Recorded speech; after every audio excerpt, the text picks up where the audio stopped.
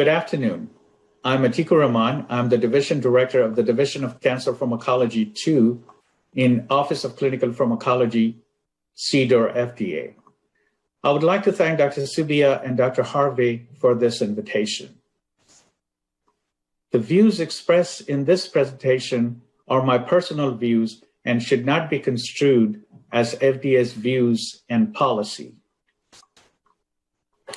I would like to start with some numbers to understand the importance of this workshop and need to address the issues before us. Significant portion of patients in the world are now 65 years of age or older.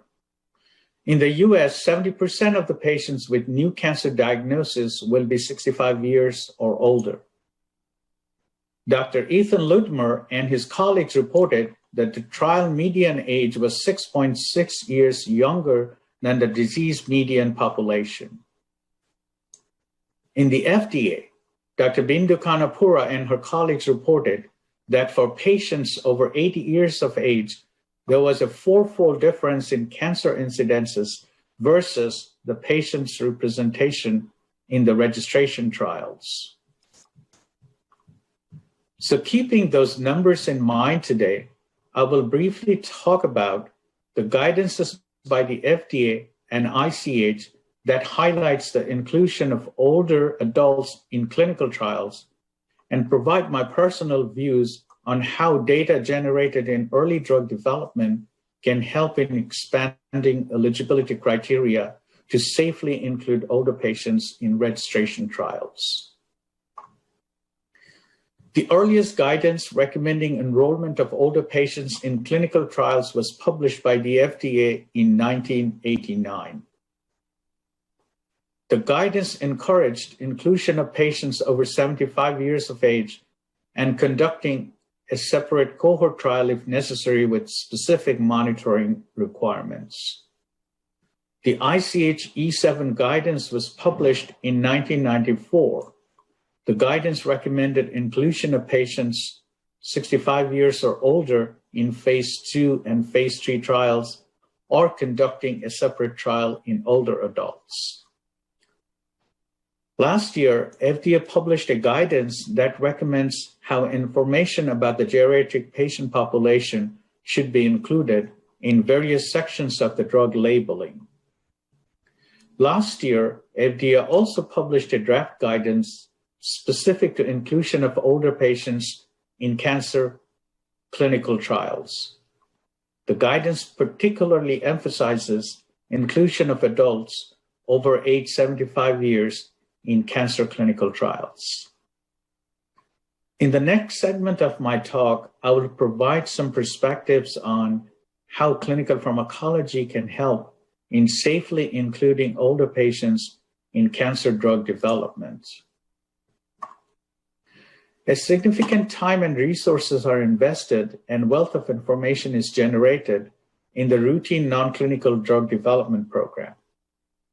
For example, animal toxicology studies provide short-term and long-term toxicity of the drug and can inform if a drug may adversely impact cardiorenal function or affect respiratory system, which may be more compromised in older adults. In vitro drug metabolism studies can inform about the enzymatic pathways to consider for conducting drug interaction studies with common drugs taken by older patients in the early phase of drug development. Although disease-related biomarkers have exploded the discovery of target-specific drugs for cancer indications, I'm not aware of consensus on any age-related biomarker at this time. However, any safety or effectiveness-related biomarkers identified in non-clinical or early clinical studies can aid in safely monitoring for patients with older adults are included so that older adults are included in clinical trials. These points taken into consideration can help justify either inclusion or exclusion of older patients in early drug development. The first in-human trial is generally a dose-finding trial that evaluates the pharmacokinetics, tolerability, safety, and preliminary activity of a drug. In this trial, a safe dose is selected based on non-clinical assessment, and dose is escalated in cohorts of patients to find maximum tolerated dose or an active biological dose for further testing. This trial usually excludes older patients. In general, a mass balance study is expected to be conducted during early phase drug development program. This trial identifies the route of clearance of the drug.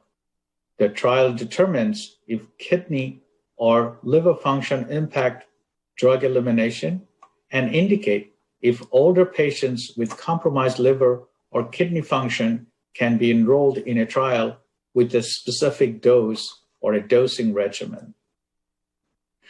Drug interaction studies based on non-clinical in vitro studies that highlights the metabolic pathways and formation of metabolites can be helpful to screen out the drugs that are commonly used by the older patients during early drug development. During early phase development, PK and safety of a drug can be conducted in a cohort of older patients with a safe starting dose, or inclusion of older patients in effectiveness trials with a tailored dose if necessary.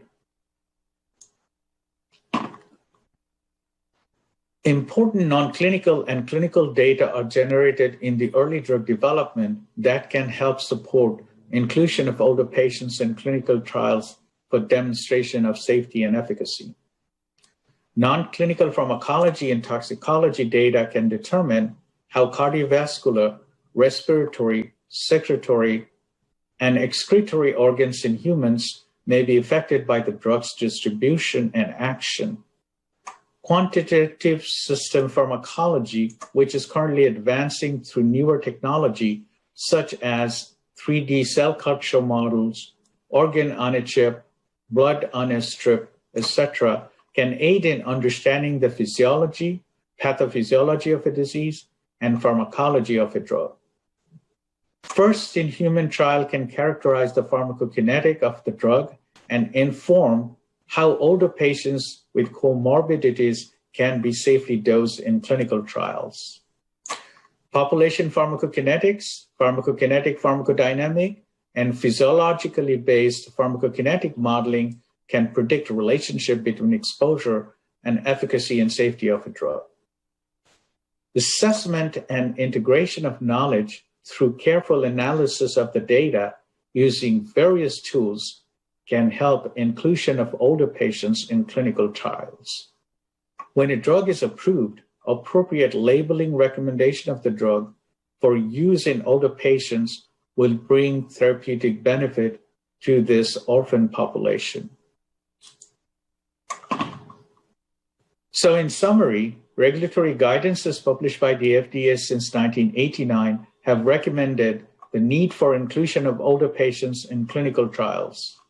Data generated in early clinical trials can support inclusion of older patients in subsequent trials.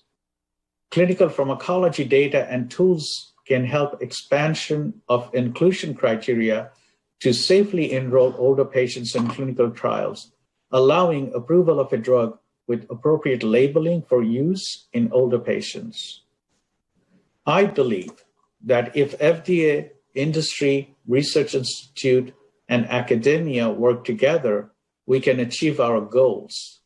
Among others, providing a significant population with a disease a chance to enroll in clinical trials, faster enrollment, reducing the duration of a clinical trials, including a significant portion of the disease population in a trial, including relevant information in the labeling for safe use of a drug in older adults, ultimately reflecting the real-world population in clinical trials. I'd like to thank my FDA colleagues and Dr. Harvey and Dr. Maitland for their insightful comments for this talk. And most of all, I'd like to thank you all for attending this session.